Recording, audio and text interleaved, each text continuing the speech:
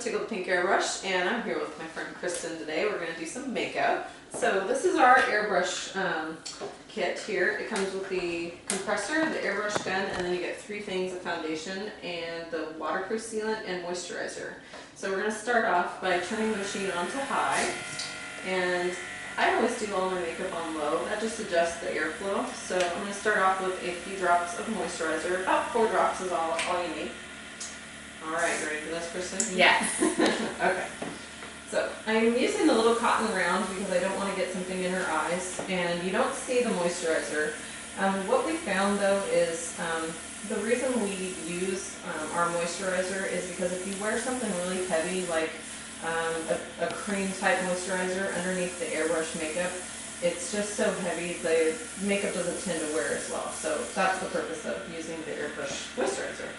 Alright, so that was the moisturizer. Now I'm going to do a little cover up, and our lightest color is vanilla, and this is what I use for all the concealing. Okay, so, and if you just relax, that way we won't add wrinkles perfect. Sometimes people get a little intimidated and they scrunch up a little bit, and if you don't do that, then we won't have wrinkles. So you have a little scratch right here on your nose, so I'm going to make that go away for you. Pretty awesome. Yay, yay! And what's nice with the vanilla is, like a lot of times you see people's veins like on their eye area. We have a little lash right here. And with the vanilla, if I use it on the area I'm going to apply eyeshadow to later, it just lightens it up, kind of conceals the area, and makes a better area for applying eyeshadow in a little bit. Cool. How'd that feel? Feels really nice. Like a little tiny air conditioner blowing on my skin. Nice. So our makeup is made in Oregon. It's 89% organic, and the first ingredient is aloe vera. So not only do you get the really good coverage, but it's also really good for your skin. No parabens or anything weird in it. That's awesome. Alright, so now I'm going to move on to latte, and all airbrush makeup settles, so I'm giving it a little shake each time. And I'm putting about 4 to 6 drops of makeup in the airbrush gun. And as you can see, nothing is touching your face, which is nice because a lot of people get blemishes and acne from their brushes and their makeup sponges. So it's a very clean way of doing makeup. Alright, so this is latte. Now when I was doing the concealing, I was maybe, you couldn't see because you had your eyes closed, but I was about maybe 2 inches away from your face. Now when I'm doing the overall look, I'm about 5-6 inches, so about a fist length, and then what I'm doing is making little kind of swirl patterns. As you can see with, the air is always coming out, you can see my hair, but there's only product coming out when I'm pulling back on the trigger, so you have ultimate control. So now, go ahead and close your eyes. I was just letting you know what I was doing.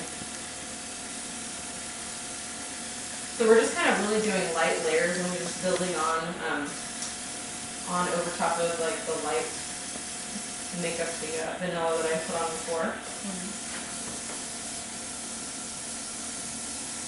And what you're left with is just a really finished, nicely concealed, natural look.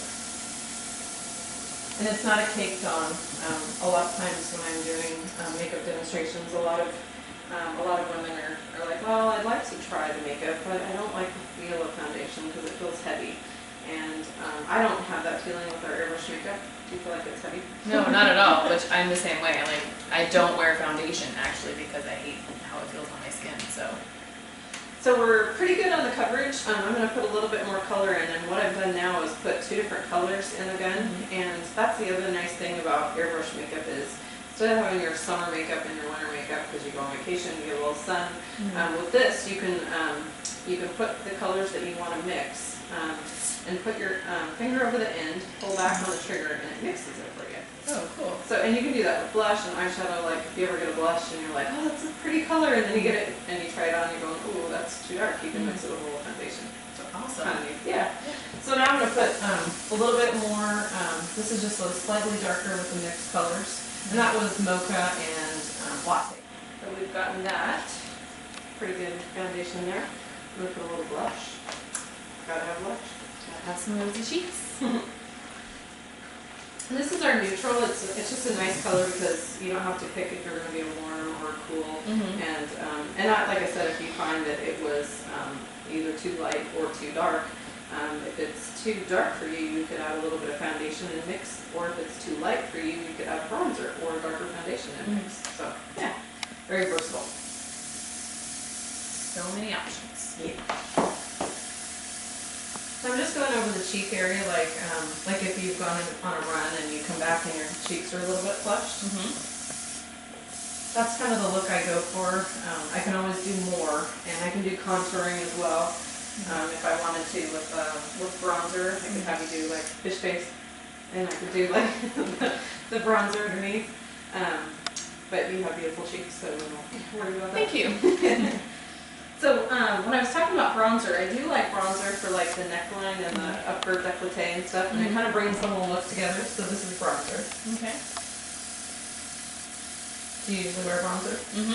I love bronzer. I love it. Big fan. Yeah.